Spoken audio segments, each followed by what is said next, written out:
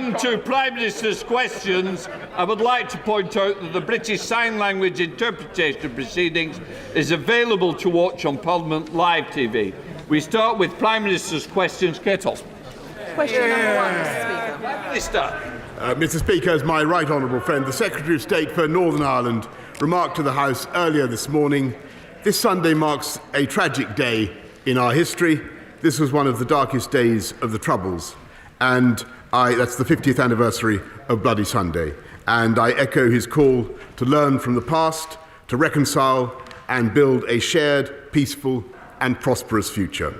Mr. Speaker, this morning I had meetings with ministerial colleagues and others. In addition to my duties in this House, I shall have further such meetings later today. I associate my remarks with the Prime Minister on Bloody Sunday. Did the Prime Minister agree to the Chancellor of the Exchequer writing off £4.3 billion of fraud? That's £154 of every household in the country. That went directly into the pockets of fraudsters. No, of course not, Mr. Speaker. But what I can tell him, we do not support fraudsters or those who steal from the public purse, Mr. Speaker. But what I can tell her is that everybody in this country should be very proud of the huge effort that was made by Lord Agnew and others to secure ventilators and to secure PPE. And at the time, Captain Hindsight and others were calling for us to go faster, Mr. Speaker. Craig Tracy. Thank you, Mr. Speaker. My local hospital, the George Eliot, has recently issued all of its staff, helpers and volunteers with a medal in recognition of the work that they've done and continue to do through the COVID pandemic. Would the Prime Minister join me in thanking them all for the incredible work they've done, including the specialist teams such as palliative care, who've had to act as surrogate families for patients whose relatives who've been able to attend because of restrictions? And will he consider following their lead in issuing a National Service Medal for all of our key workers who've done such an outstanding job in keeping our country going through the pandemic? Prime Minister. Yes, of course, Mr. Speaker. I thank my honourable friend, and I'm pleased that so many of the volunteers and the staff at George Eliot Hospital have been recognised in the Queen's New Year's honours list. I've seen the medal that they are proposing, and I think it's lovely, Mr. Speaker. And as I've told the House before, we're establishing a UK Commission on COVID commemoration to consider how we can commemorate everything that we've all been through, and the Commission will also consider how we can recognise the courage of frontline workers. We now come to the Leader of the Opposition, Keir Starmer. Thank you, Mr. Speaker, and can I join with the Prime Minister in his comments in relation to Bloody Sunday? The Ministerial Code says that ministers who knowingly mislead Parliament will be expected to offer their resignation. Does the Prime Minister believe that applies to him? Prime Minister. Mr. Speaker, of course, but let me tell the House that I think he's inviting a question about an investigation which, as you know, Mr. Speaker, I can't comment, and on which he, as a lawyer, Mr. Speaker, will know that I can't comment on. And what I am focused on is delivering the fastest recovery of any European economy from COVID, the fastest booster rollout, 400,000 more people on the payrolls now than there were before the pandemic began. And we're launching a policy tomorrow, Mr. Speaker. He talks about people being out of work. In my case, that's what I understand why he wants it. We're launching a plan tomorrow, Mr. Speaker, to get 500,000 people off welfare into work. It's a fantastic idea. I hope he supports it. Keir Starmer. I think the Prime Minister said yes, he agrees the code does apply to him. Yes. And therefore, if he misled Parliament, he must resign. Yes. On the 1st of December, the Prime Minister told this House, in relation to parties during lockdown, all guidance was followed completely in number 10 from that dispatch box. Yeah. On the 8th of December, looks quizzical, he said it. On the 8th of December, the Prime Minister told this House, I have been repeatedly assured since these allegations emerged there was no party. So since he acknowledges the ministerial code applies to him, will he now resign? No, Mr. Speaker. But you know, since he asks about COVID restrictions, let me just remind the House, and indeed remind the country, that he has been relentlessly opportunistic throughout. He has flip-flopped from one side to the other. He would have kept us in lockdown in the summer, Mr. Speaker. He would have taken us back into lockdown at Christmas, Mr. Speaker, and it's precisely because we didn't listen to Captain Hindsight that we have the fastest growing economy in the G7, Mr. Speaker, and we have got all the big calls right. The guy that said in hindsight he now appreciates it was a party. We've discovered the real Captain Hindsight, haven't we, Mr. Speaker? Wearing a party hat. Let me spell out. They shout now. They're going to have to go out and defend some of this nonsense.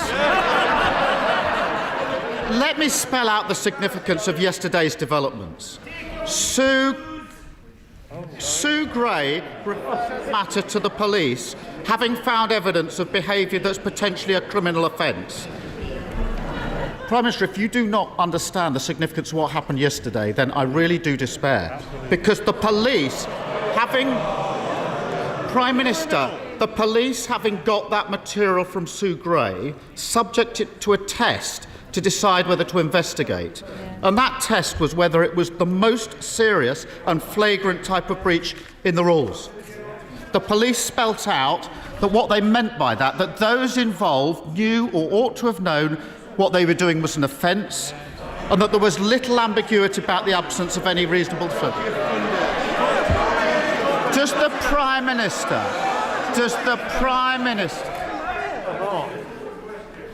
This question will continue, and I will hear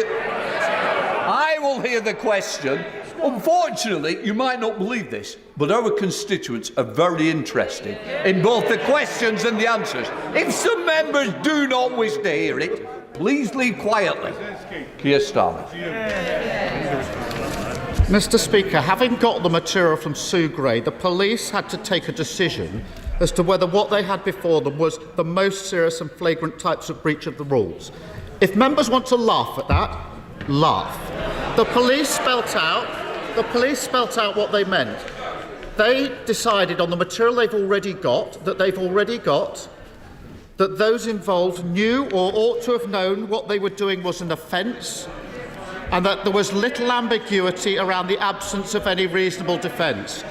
Does the Prime Minister really not understand the damage his behaviour is doing to our country?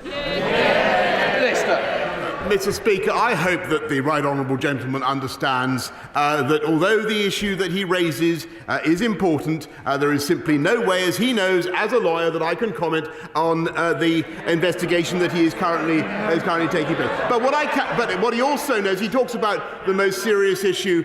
He talks about the most serious issue before the public today and before the world today. It's almost as though he was in ignorance of the fact, Mr. Speaker, that we have a crisis on the borders of Ukraine, and I can tell him what is going on in the cabinet room of this country is that the UK government, no, Mr. Speaker, the UK government is bringing the West together so that we have, led by this government and this Prime Minister and our Foreign Secretary and Defence Secretary, to bring the West together to have the toughest possible package of sanctions to deter President Putin from what I think would be a reckless and a catastrophic invasion. That is what this government is doing. We're getting on with the job, and I think he needs to raise his game, frankly.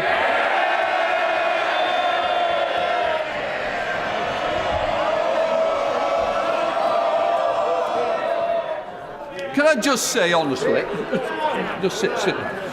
Can I just say to both sides, our constituent watching it, tensions are running high, and what we need to be able to do is allow the people out there who are bothered about their futures to hear what is said on both sides. So please, let's give the respect our constituents deserve. Keir Starmer. Mr. Speaker, this was the Prime Minister who went into hiding for 5 days because of these allegations. Talk to me about being around for the allegations. Mr. Speaker.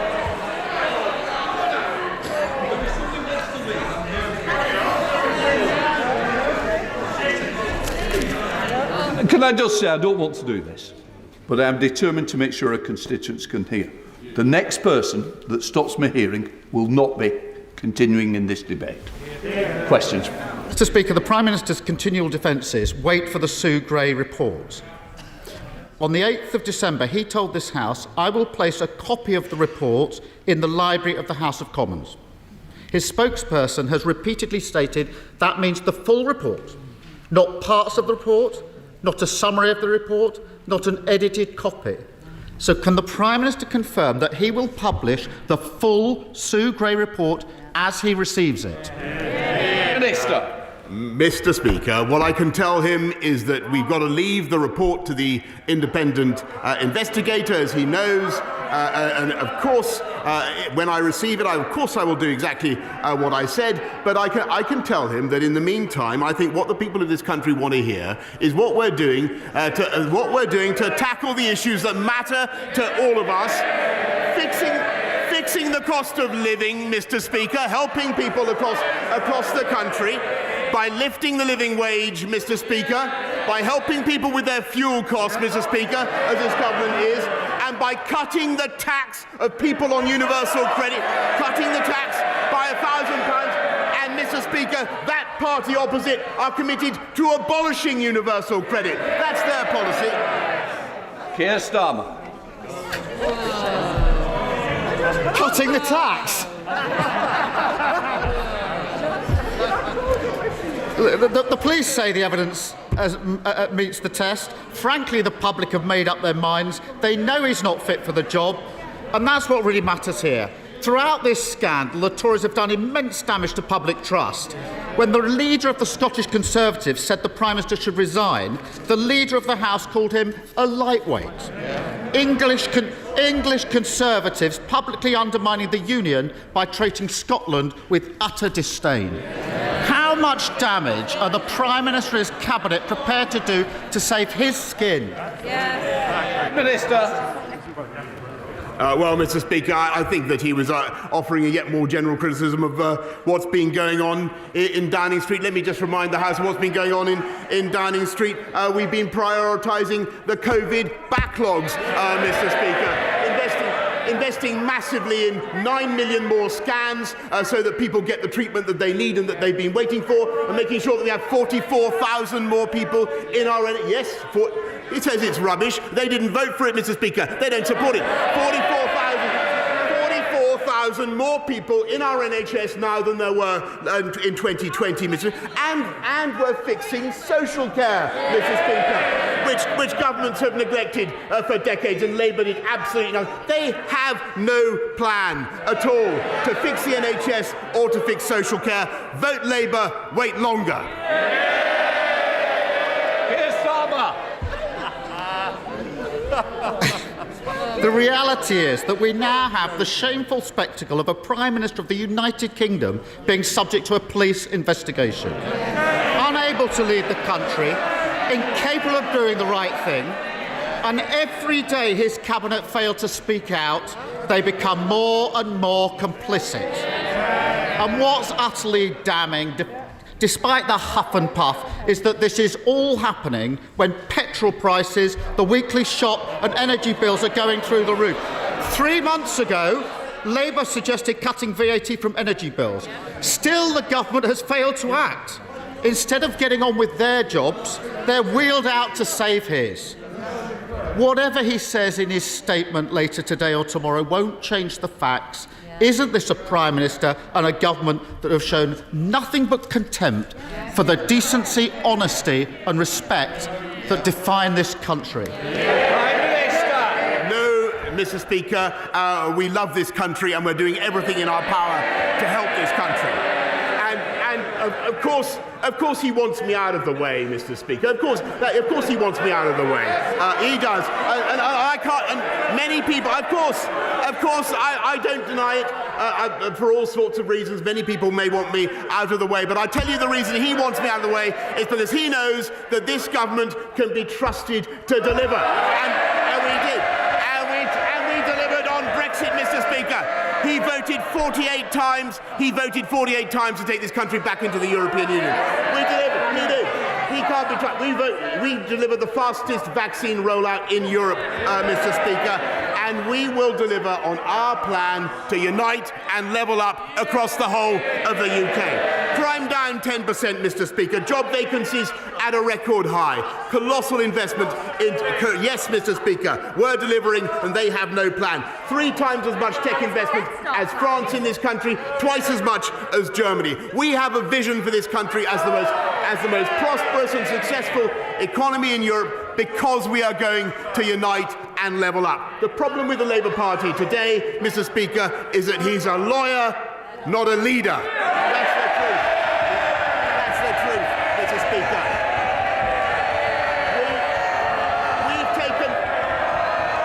We've taken the tough decisions. I can't hear what the Prime Minister's got to say. No, I would have thought he's the Prime Minister of this side of the House. I'm surprised that this side of the House doesn't want to listen to it, because I do. Prime Minister. Well, Mr. Speaker, I only wanted to add the point that we've taken the tough decisions, we've got the big calls right, and in particular I, am getting on with the job.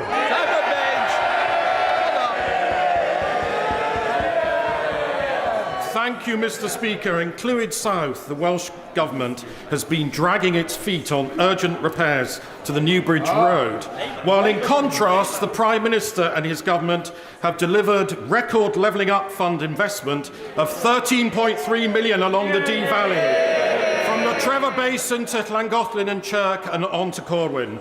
Will the Prime Minister comment on how the next phase of the Levelling Up Fund will bring hope and prosperity to other communities right across our proud union of the United Kingdom? Prime Minister. I thank my honourable friend very much, and what pleasure it gives me to address the member for Clwyd South, where I tried unsuccessfully so many years ago. And I'm delighted that a Conservative government is now investing so massively in levelling up in Clwyd South and across the whole of Wales. We now come to the leader of the SNP, Ian Blackford. Thank you, Mr. Speaker. And can I associate myself with the remarks of the Prime Minister on Bloody Sunday? And I'm sure, Mr. Speaker, you and the entire House will want to commemorate tomorrow the Holocaust Memorial Day, when 6 million Jews lost their lives at the hands of the regime of Hitler. And of course we remember other genocides, not least more recently in Bosnia, and we all pray for continued peace in that country.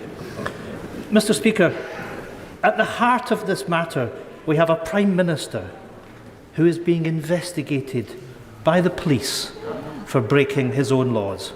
Absolutely unprecedented. A man who demeans the office of Prime Minister. This is the latest in a rap sheet that is already a mile long. Illegally proroguing Parliament, misleading the House, decorating with dodgy cash, partying while the public suffered.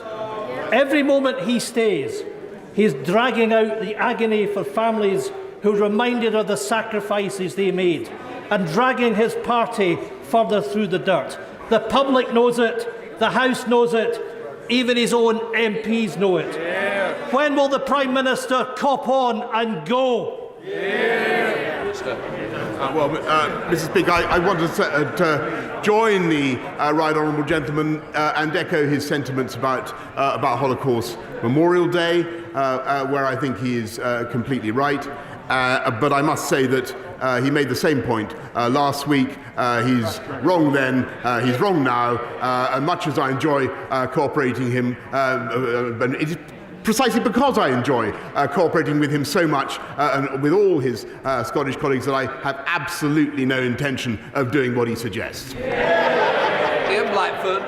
Mr. Speaker, every moment that the Prime Minister lingers, every nick in this death by 1,000 cuts is sucking attention from the real issues facing the public.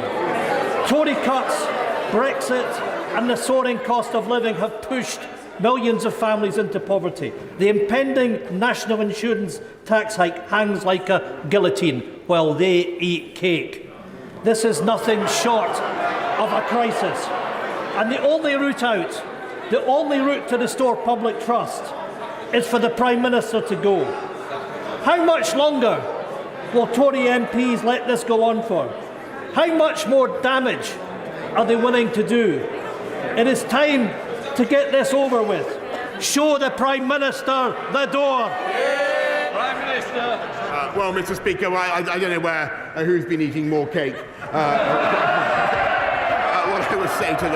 What I would say to the right honourable gentleman, for whom actually, Mr. Speaker, I have a behind the scenes. People don't get this, but actually we cooperate well, and I want to continue to do so. Jesse Norman.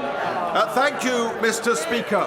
As the Prime Minister will know from personal experience, the River Wye is one of the most beautiful rivers in Europe, yet its fragile ecosystem is being destroyed by phosphate and other pollution.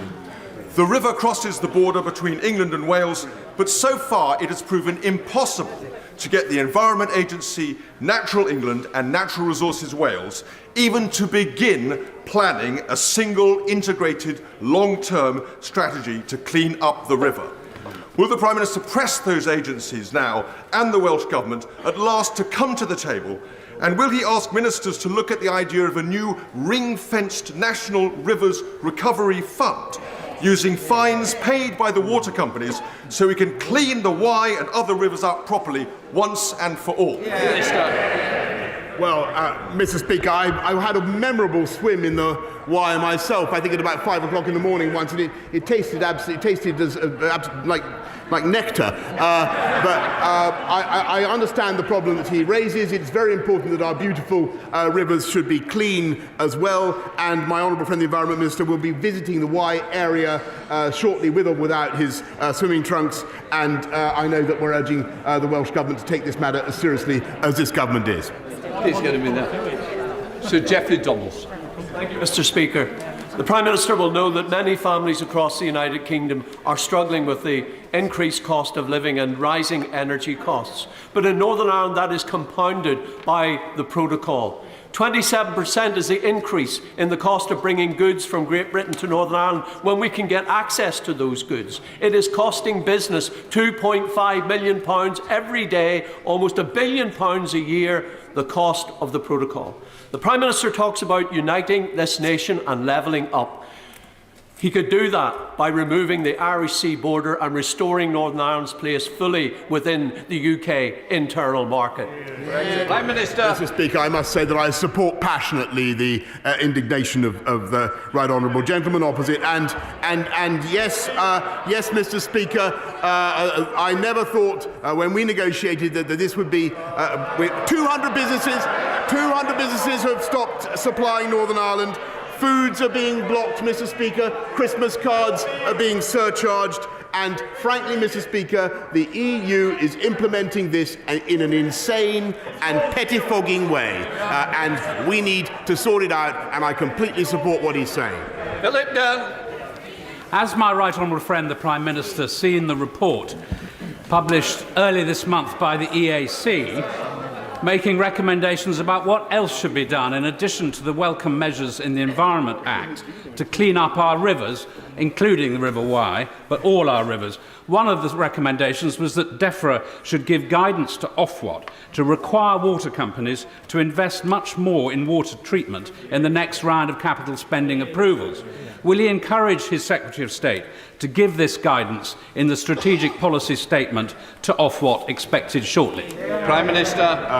Thank you very much. Yes, Mr. Speaker, my right honourable friend is completely right. I welcome the report by his committee. This government is going further and faster than any other government hitherto to protect and improve the health of our rivers and seas. Lord Russell Moyle. Thank you, Mr. Speaker. Happy unbirthday to him. happy unbirthday to him, because just like the Mad Hatter, he didn't need the excuse of a birthday to have a party, but it did help, didn't it?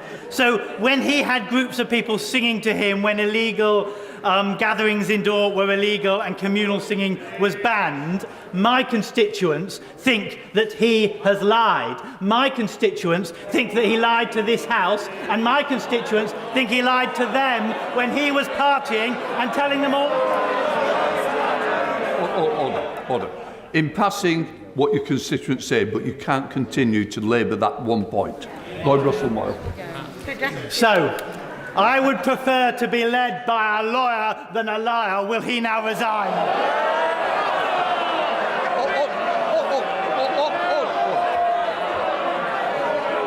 The honourable member will be withdrawing that last comment. I withdraw it. That's what my constituents think, not mine. Right to less of that, Prime Minister. Well, I think that the honourable gentleman, I'm afraid, in everything he said just now, plainly doesn't know what he is talking about. He plainly doesn't know what he's talking about.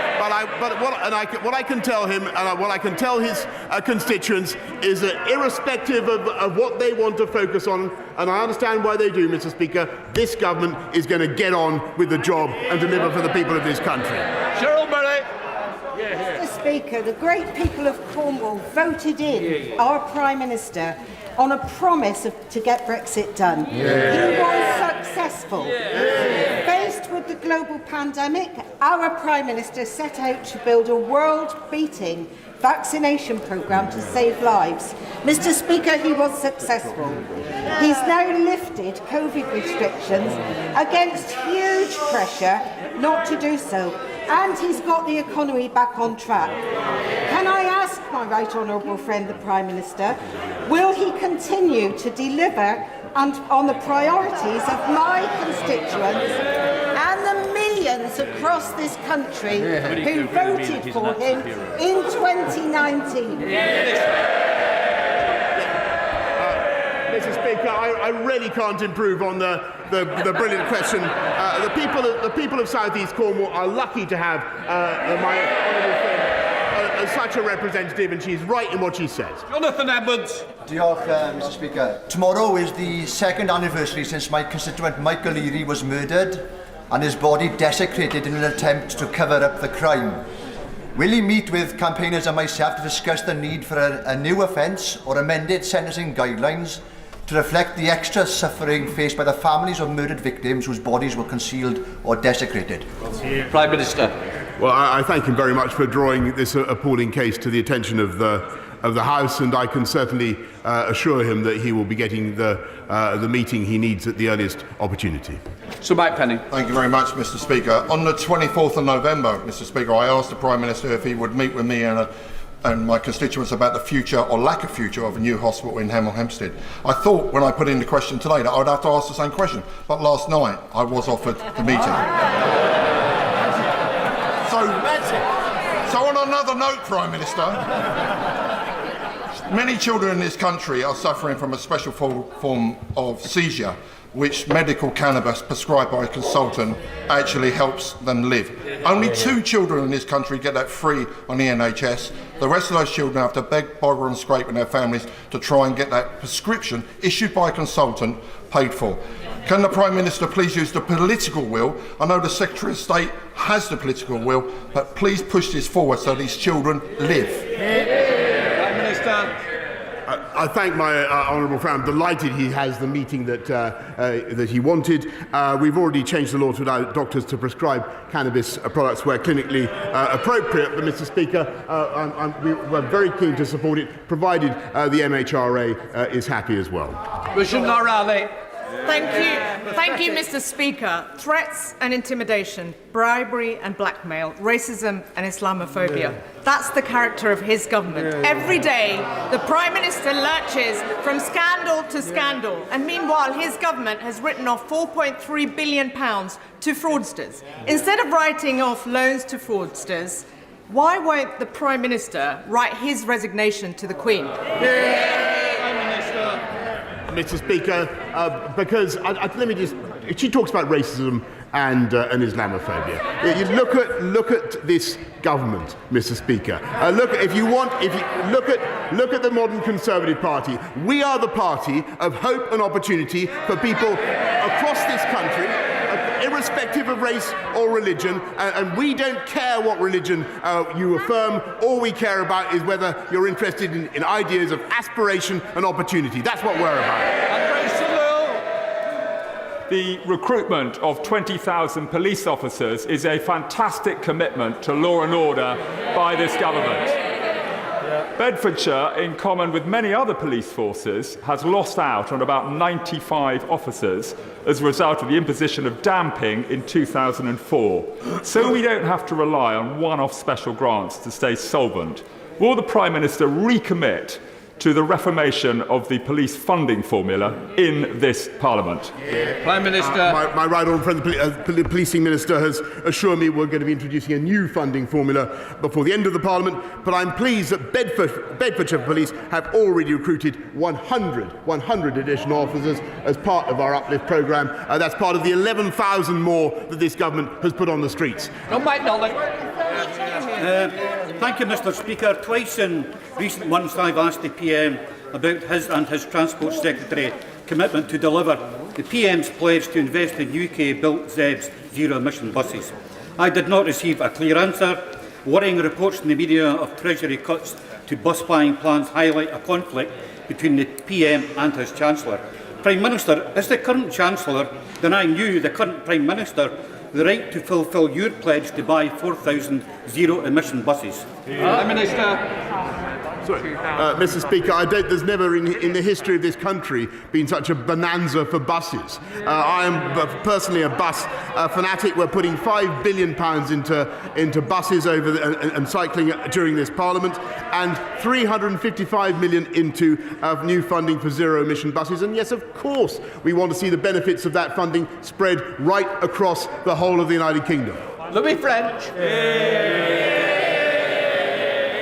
Mr. Speaker, securing extra health services at Queen Mary's Hospital Sidcup is a key priority for local residents, as it is for me as the first homegrown MP for Old Bexley and Sidcup. Will the Prime Minister support me in delivering this extra investment for our local hospital and join me in thanking all of the staff at Queen Mary's for their incredible efforts? Thank you. Prime Minister. Yes, and I can't say what a joy it is to welcome my honourable friend to his place. Joy seems a bit confined on the benches opposite, Mr. Speaker. I thank him for his work and support for everybody at Queen Mary's Hospital, which he and I have campaigned for many years. Last year, Queen Mary's received £800,000 of funding, and I hope that it will benefit further from the £1 million funding awarded to the Oxley's NHS Foundation Trust to improve technology services across its estates. Richard Bergen. Thank you, Mr. Speaker. A nurse who organised a small socially distanced demonstration against this government's pay cuts was fined £10,000. People out there are sick to the back teeth of it being one rule for the Tories and another for everyone else. The Prime Minister, for once, needs to do a decent thing. For God's sake, resign. Mr. Speaker, I don't think there was a question there. There was an invitation for me to do what, of course, the Labour Party wants me to do, but I'm not going to do it, Mr. Speaker. We are going to carry on with our agenda of uniting and levelling up across the country. And they fundamentally know that they have no answer to that. We have a plan and a vision for this country. They have absolutely nothing to say. And that is the difference between our side and their side. Mr. Speaker, alongside the threat of a Russian invasion of Ukraine, there are real fears of China invading Taiwan. On Sunday, Beijing staged the largest incursion into Taiwan's airspace since October. Does my right honourable friend agree with me that military aggression and threat of occupation are never acceptable anywhere in the world? And will he confirm that under this Conservative government, the UK will always be at the forefront of standing up forcefully for freedom and democracy, security and stability? Yes, I thank my honourable friend. I want to tell him that the Chinese military flights that have taken place near Taiwan in recent days and months are not conducive to peace and stability in the region. And what we need is a peaceful and constructive dialogue by people on both sides of the Taiwan Strait. And I know that is what my right honourable friend, the Foreign Secretary, and all colleagues are working for.